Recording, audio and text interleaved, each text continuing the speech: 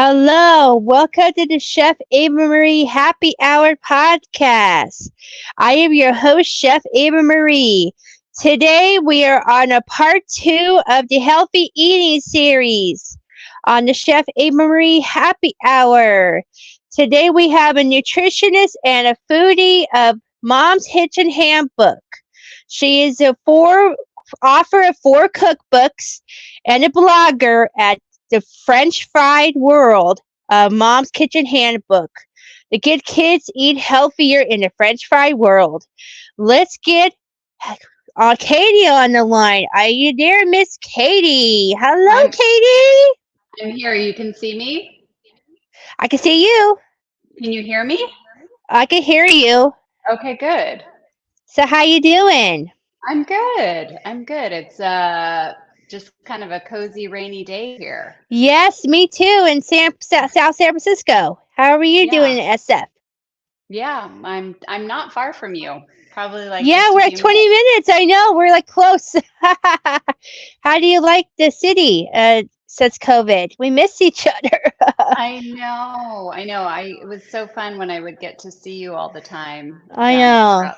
Sprouts Market. City's getting better. It's definitely getting better. We're getting our city back little by little.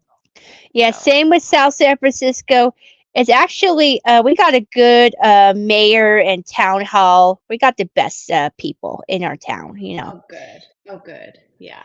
I That's heard you awesome. have I don't know, I heard you have a good mayor, but how do you like London Breed as your mayor? Is she okay?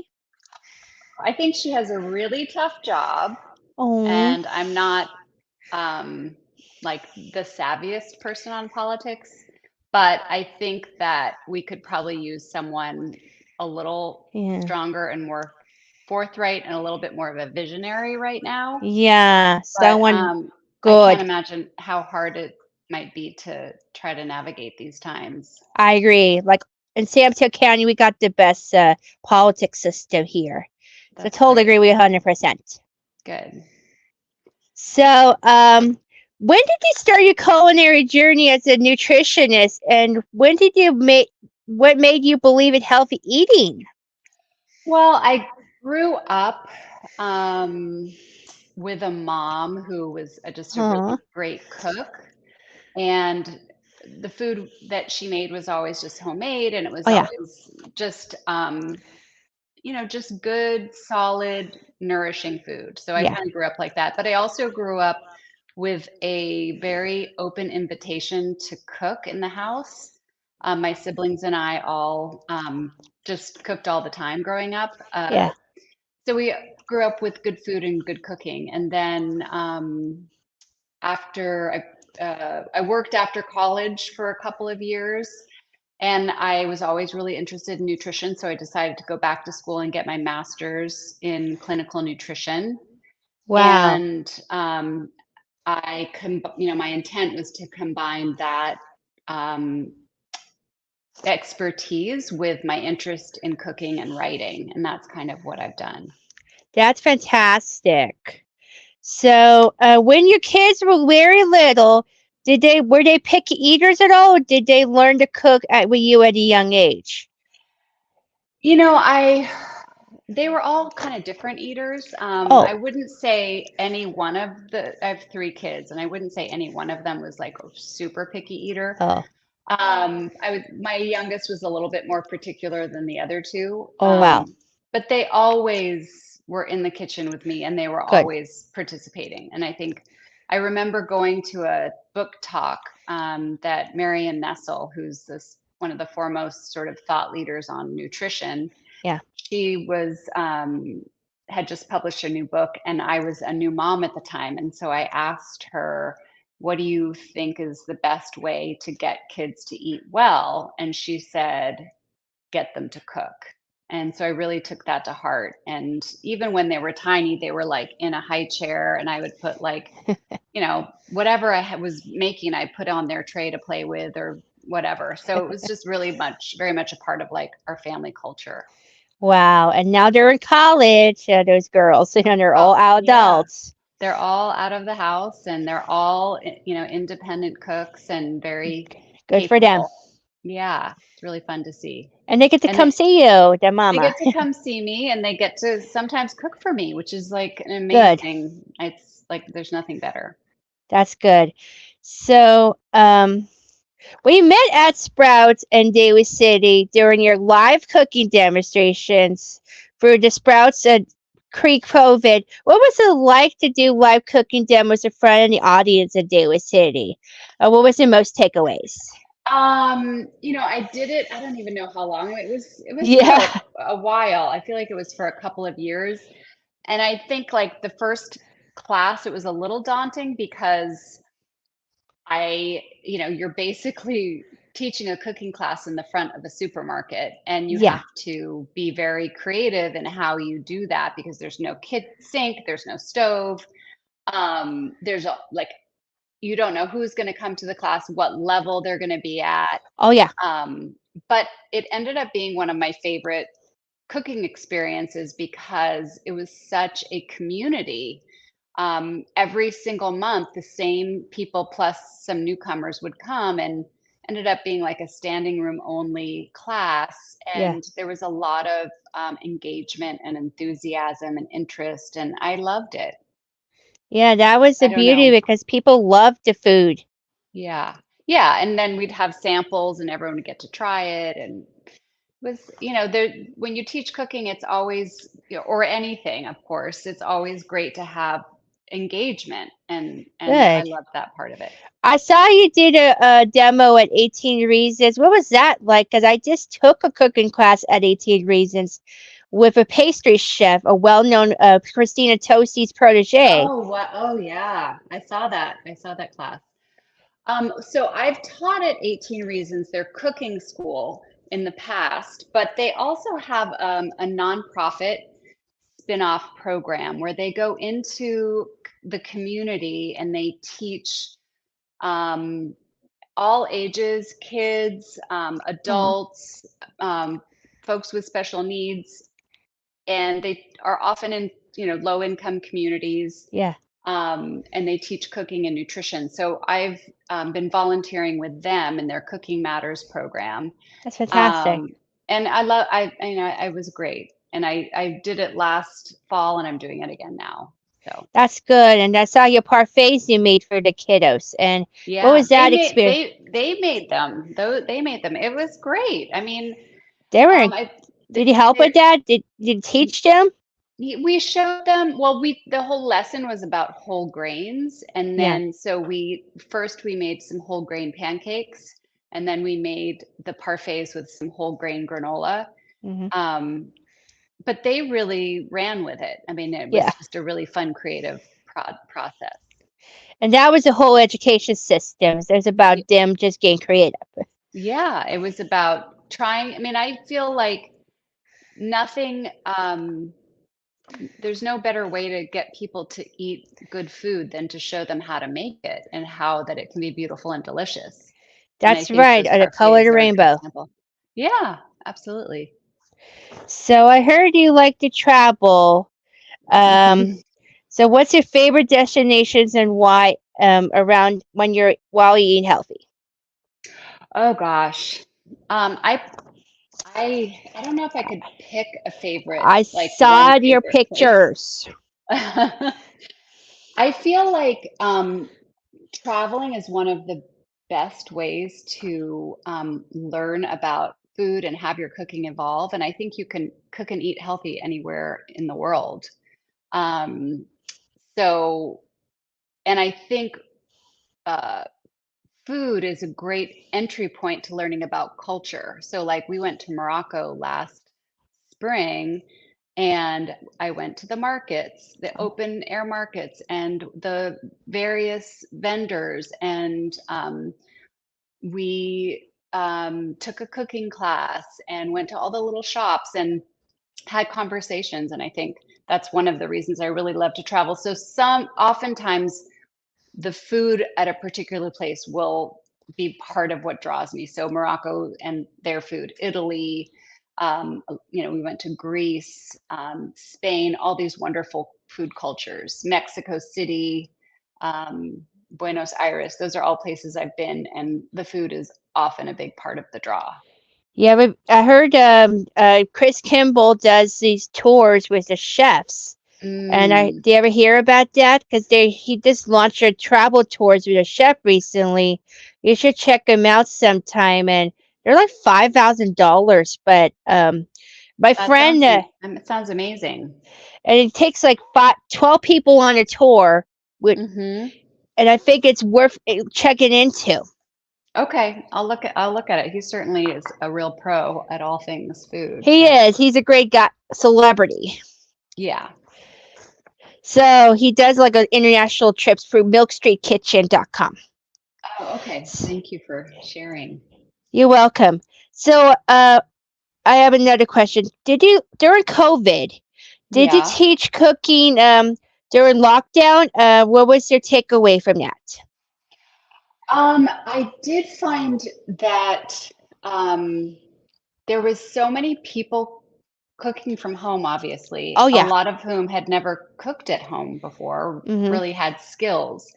So I was getting a lot of requests to do online cooking classes. So I did some for Sprouts, I did some for other brands. Yeah. I started a series on my Instagram that was kind of like cooking for, young people. Yeah. Um, and it was it's not something I would have thought to do before, Yeah. but it ended up being a really wonderful tool and way to connect with people in a Good. time that was really hard. I don't know what you felt, because I know you Well, probably did. I had to do a lot of writing Oh, because okay. I had to do a lot of writing for the people because I actually had to do a lot of columns. So that Oh, was so, okay. and I did some online competitions as well, and I did some video tutorials, but I didn't actually do any online cooking classes. But I did teach, but it was a fail. It wasn't my jam, but I did had to pivot in some way. Yeah, yeah, absolutely. We all did. We all had to, and Yeah. if we, yeah, we had to do something. So, but I heard you. Do you have any content and projects in the works, including another cookbook? And people want to know from your kitchen handbook. And I'm still writing recipes and developing videos and content for my current platforms, my blog and my Instagram. I have two books kind of in the works that oh, are not, I'm not ready to share what they are yet, because I'm just finishing proposals and good. shopping them around. But they're definitely a little different than ones I've done before. Wow, it's a breakthrough of Um, your personal life. Yeah.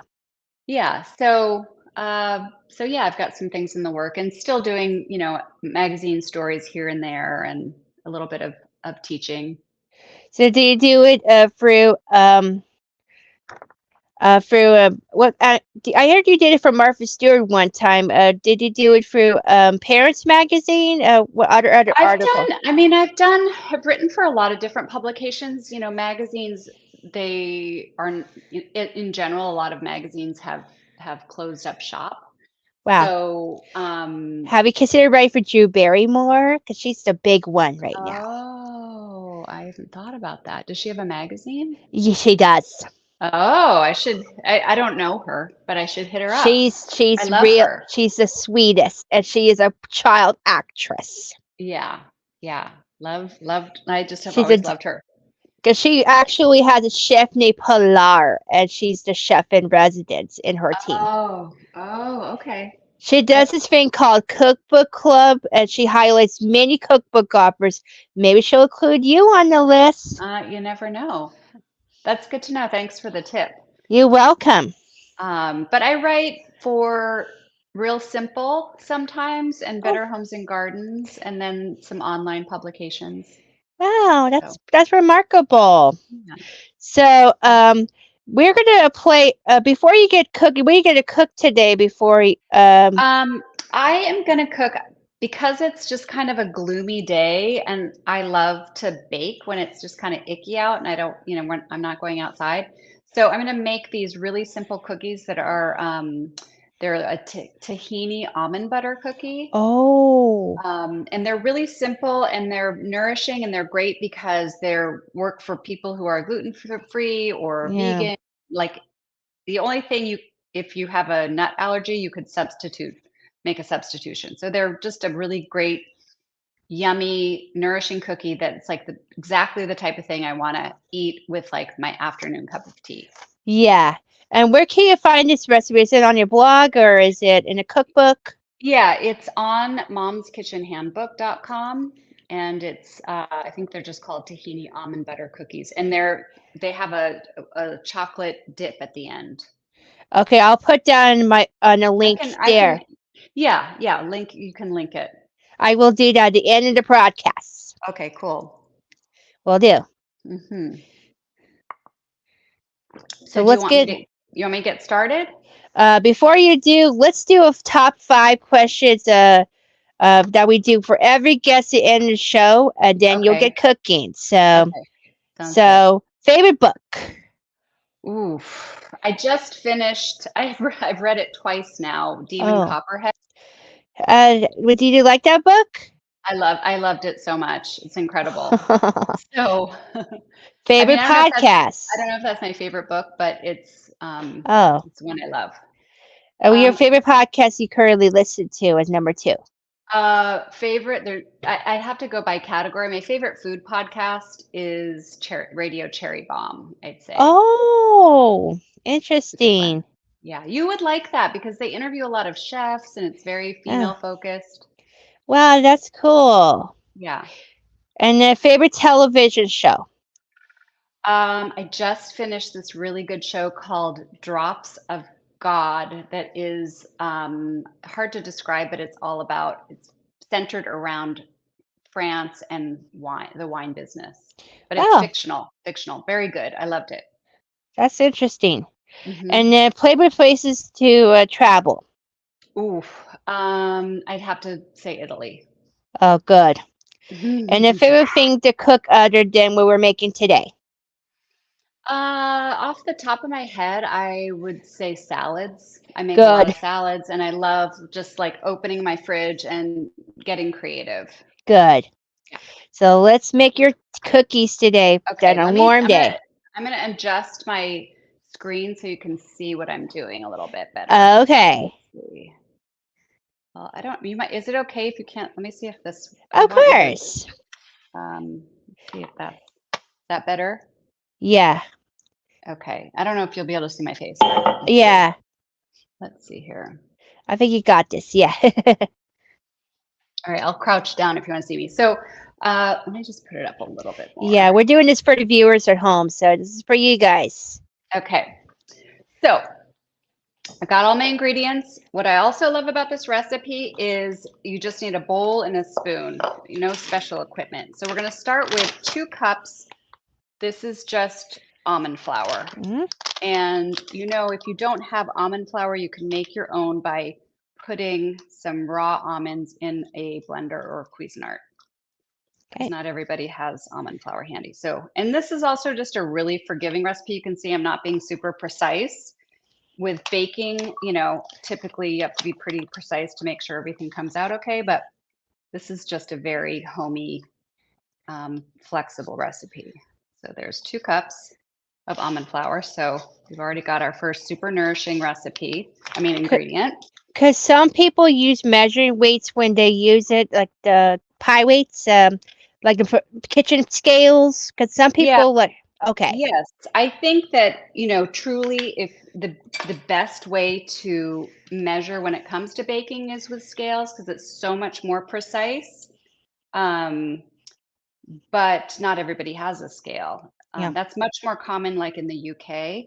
hmm But now we're putting a 1/4 cup of maple syrup. That's the only added sweetener. I've gotten really into sourdough baking lately, and I do that with a scale because I just want it to be really precise. This is the tahini. Tahini is basically it's like it's like a nut butter, but it's made with sesame seeds. So it's has a really distinct flavor. It's really good in savory dishes too, like hummus, for example, has yeah, tahini. So 1/4 cup. I know you know all this already. I want to show you this. I'm using almond butter, which is just almonds. It doesn't have anything else in it. A lot of nut butters have added oils and sugar. Yeah. And what happens with this, when it doesn't have the additives in it, it really separates. So you get the oil on the top, which can be kind of a pain. So I store it upside down. So all the nut butter pools right here so that when you open it, it's not like you have to stir out a whole bunch of oil. So that's just one little tip. And if you don't go through your almond butter or peanut butter quickly, I usually suggest storing it in the fridge, but we eat a lot of almond butter in our house.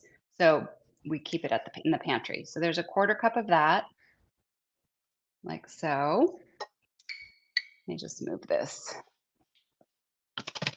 And then I'm going to do 2 tablespoons of chia seeds. And all of these, what you're seeing is all these all these ingredients are rich in healthy fats. These have omega-3s. Oh, You've yeah. also got fiber.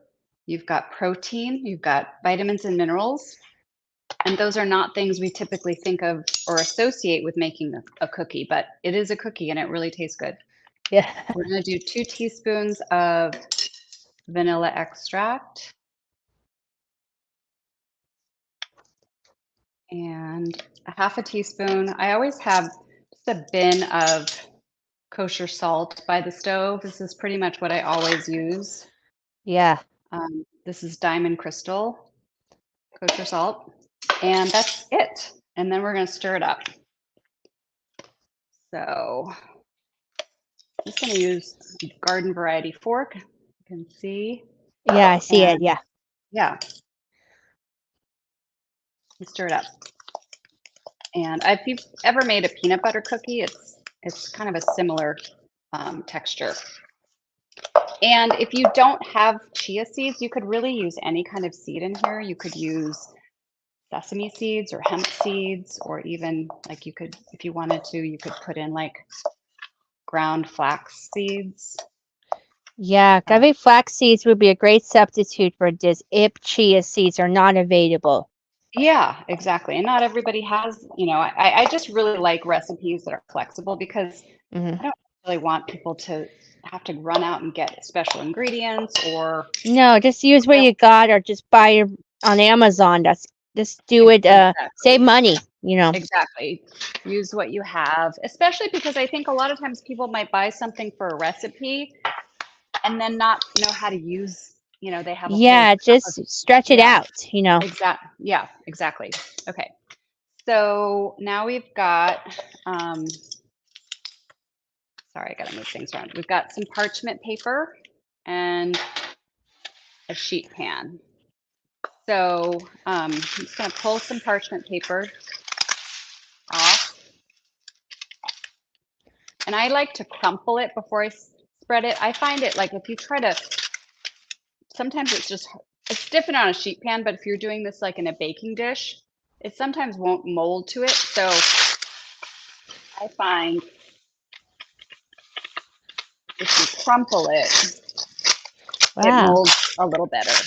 Wow, that's interesting because I usually Yeah. just flatten it out, get the sheets. Yeah. Yeah. Oh, I like the sheets. Those are nice. Okay.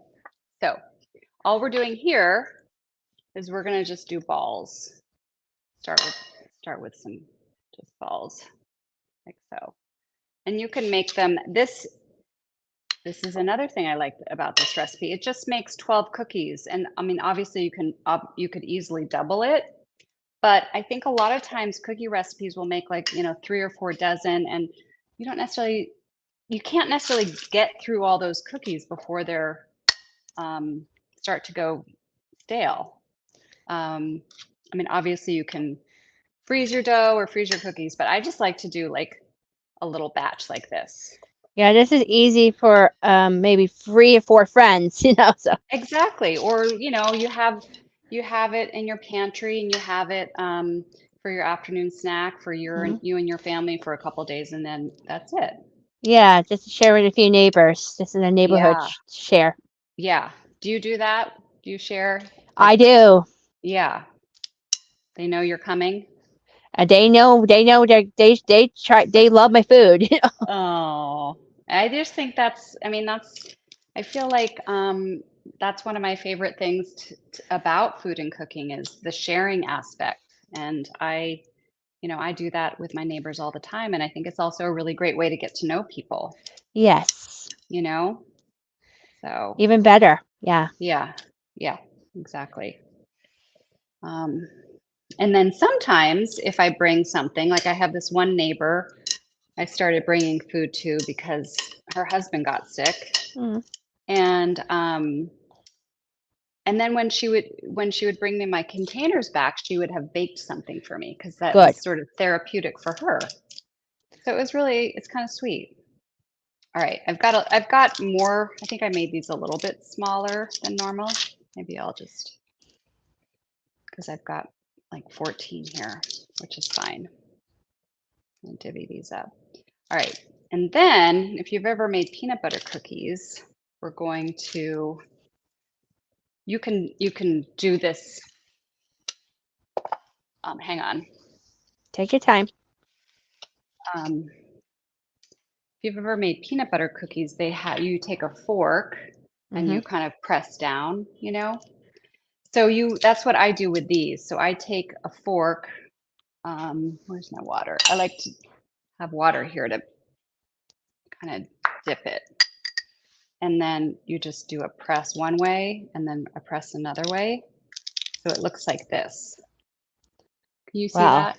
Yeah, I The see it. crisscross. That's like what a traditional peanut butter cookie looks like. And it's pretty. And then the other thing about it is it kind of, it gives you these nice little ridges that are kind of a nice texture. So we're just gonna go do that with all these guys. I also have a recipe on my blog that I love that is a 4 ingredient peanut butter cookie. Oh, that's so cool. It's all it is peanut butter, eggs. So it's also grain-free, gluten-free. Hmm. Peanut butter, eggs, and brown sugar. Good. And then Uh, it's 4 ingredient because I like to add chocolate chips, but you don't have to. good. I mean, I just love chocolate. I saw What's in a recent post that you also make gingerbread once a year for your kids. Yeah, yes. Christmas is a big kind of do it's a big deal in our house. We have a lot of traditions, food Good. traditions. What about you? We do. Christmas is a huge deal in my family. We Yeah. love Christmas. Are you Mexican. Italian? I'm Mexican and I'm Norwegian. Oh, okay. Those both have really beautiful traditions. All right, They do. those are done. You can see how quickly I made them. I'm gonna stick them in the oven and they go in 350 for about like 9 minutes. So we got to kind of do you have a clock there, Ava? Um, I got a clock 2:31. Okay, so in 9 minutes, we'll probably pull them out. And then while those are baking, we're gonna melt some chocolate Okay. to dip. You're, Okay. And I can't remember how many ounces, but it says it on the yeah. blog. But we're just gonna chop up some chocolate. So you could do chocolate chips for this, but I have some like just hunks of dark chocolate that I had left over from a big bar. So I'm going to Hmm. chop it up, and you can melt chocolate in a double boiler on your stove, but it's also super easy to do in the microwave. I think unless you're melting like a ton of it. Yeah. And the only thing to keep in mind is to try to have the pieces, like you don't want one great big chunk and then tiny chunks. You want them kind of all about the same size so that they kind of melt consistent. And I like to typically buy dark chocolate that's about 70% above 70%, because The darker the chocolate, the richer it is in those good for you antioxidants Yeah. and the less sugar it has. And it Yeah. also just packs a lot of flavor. Yeah. Dark Um, chocolate's better for you than regular milk chocolate. yeah, that's right. Not to say that I don't also love milk chocolate, but most of the time when I'm baking, I reach for the dark chocolate. And that's Or the best healthy choice for all. It's the yeah, best. yes.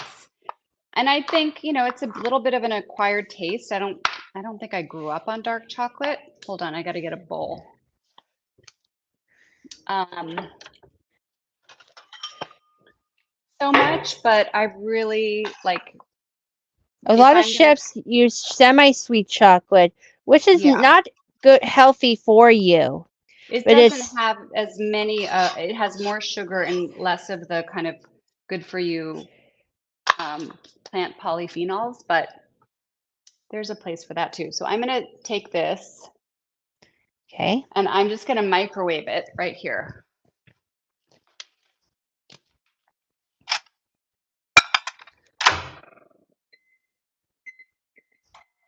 Okay, I'm just gonna grab this and make space. So,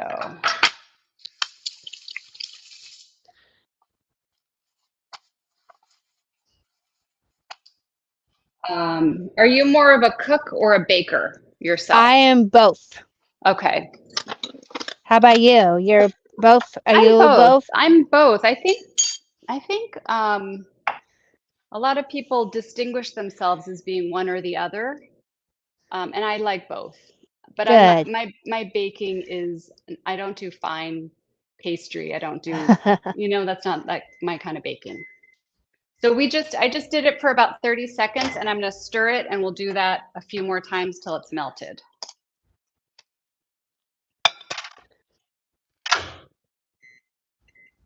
Okay.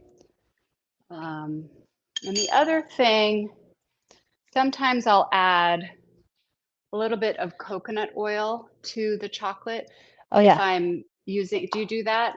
I It do. And makes it, yeah, tell me. I did it with my ginger snaps recipe. Hmm. How did you dunked them? I use What? it in the cookie batter. Oh, that makes sense. I use like a That half sounds, a cup. oh yeah. So this, I'm literally going to put like probably less than a teaspoon in the dark chocolate, and it makes it really smooth and Oh easier yeah. to work with for dipping. So we're almost done.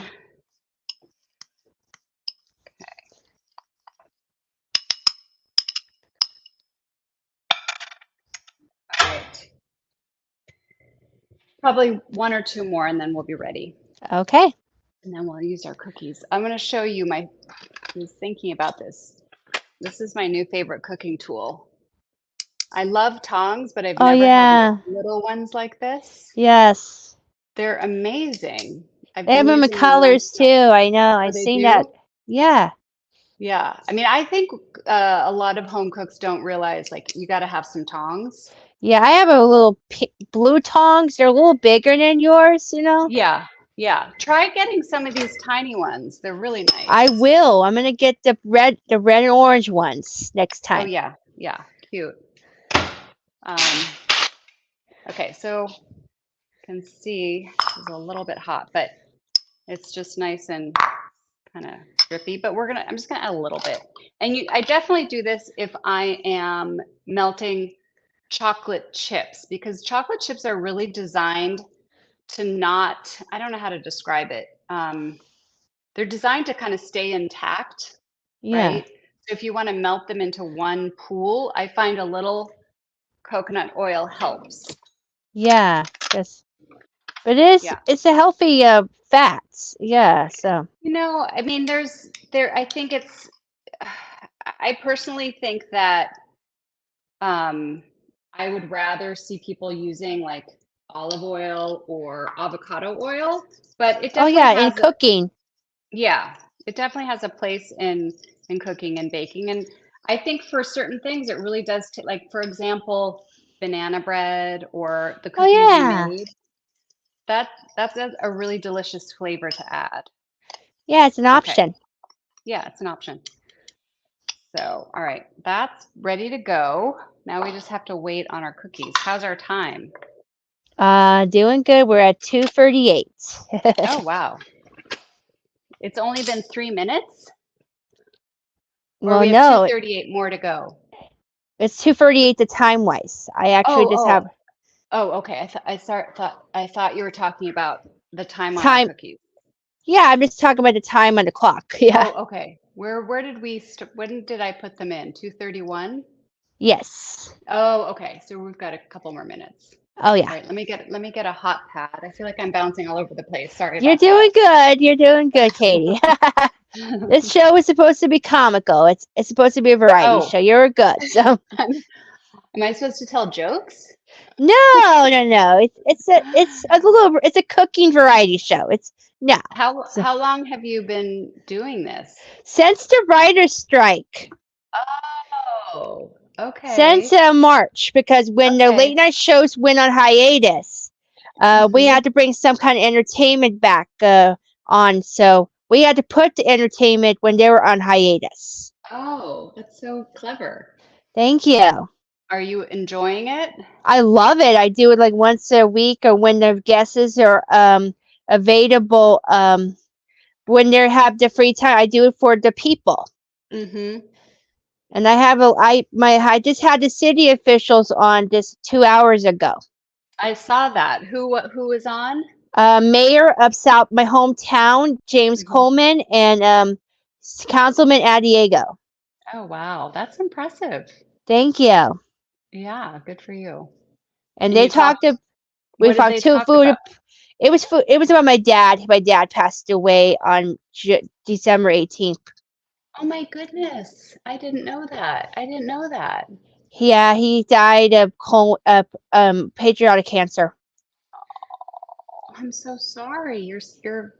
That's so soon. Yeah, he was very ill. He was in the hospital. He had this tubes. He didn't know what to do. There was last days he wanted tea. He was just very sick. I'm sorry. That's hard. I lost him, and he wanted to come home, and I had to. Now I have my mom to take care of. My brother moved back, so much going on Uh-huh. in my life. Yeah, that's tough. I lost my dad about 6 years ago. And how was that for you, Katie?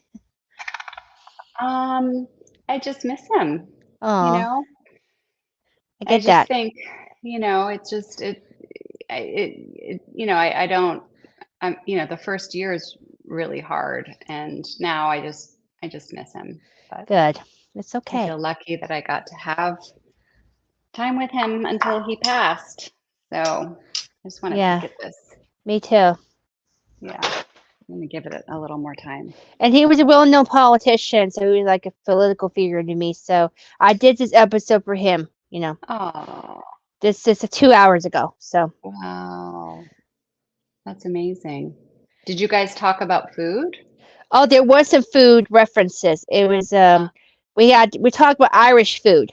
Ah, that's my background. My my Oh my wow. our family actually I come from a long line. Like my mom was a great cook, my grandfather was a great cook, and my aunts and uncles are all really good cooks. Hmm. And I think it goes back to my great grandmother who came to the United States to be a cook in this Oh. gentleman's home, this bachelor, and they fell in love and they Aw. got married, and then that sort of skill set has passed down through the Uh, generations. how sweet. So yeah, that's cool. I'm thinking, what's the time now? 2:42. The cookies should be coming Oh, out. okay, let me check on them. I think they look pretty good. Like, Okay, so they look great. I mean, maybe I could let them in little longer, but I think they're going to be good. for And then, now. yeah, oops, I'm Don't going t- to take one off so it can cool. I'm not going to do all of these No, no, because no. They need a little time to cool, but I will demo one. Maybe I'll do two so you guys can see how I do it. So Okay. yeah, because this is the fun part. A couple of options with this is you could do these without any chocolate. You could put some mini chocolate chips in the batter instead of the dunk, just because I think that the dunk is really pretty, so that's why I do it, and it tastes amazing. But again, you could do it different ways. I'm just going to show you. I'll have a little parchment here so you can see if you can see that to put it down. And these might be too hot, but let me see. I think I can do them. Okay, so we've got our chocolate, you can see. Mm-hmm. And then I'm just going to kind of tip this over, and then I just dunk like half, Yeah.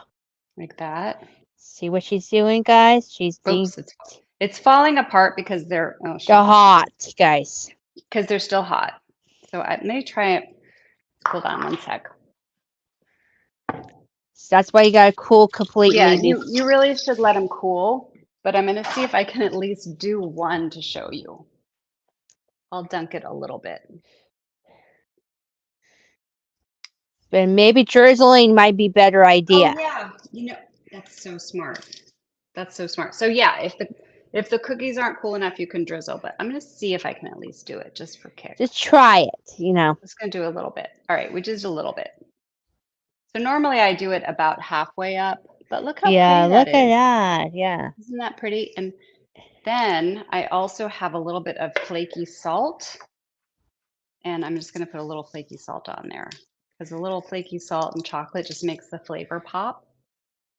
And then you just leave it on your parchment to cool, and the chocolate will firm up, and they're delicious. Good job, Katie. And my kitchen smells so good. Yeah, it does. It's So on tahini. I wish we could do scratch and sniff. I know. It sounds like television. Yeah, you were the second one that cooked along, because we had another chef and my neighbor, he cooked too. He was the first one to cook. You Oh, were the second chef you ever cooked on this podium. So we're honored to have you, Katie. oh, good. Well, I feel the most comfortable when I'm cooking, so I enjoy doing it. You're welcome. Yeah, And thank you. thanks for joining us. We hope to have you again soon. Thank you so much for having me. This was delightful to see you. You too. And keep up the good work on your cookbooks and your success, okay? Thank you so much. See you next time. Bye. See you again. Bye. Bye-bye. Bye. Bye-bye. Here she goes. So that was Katie Morford. So hope that was her. So hope you have a good week. So next time, tune in to Chef Ava Marie Happy Hour podcast as more guesses to cook up a storm. As we say, saucy to perfection. And happy eating. Bye.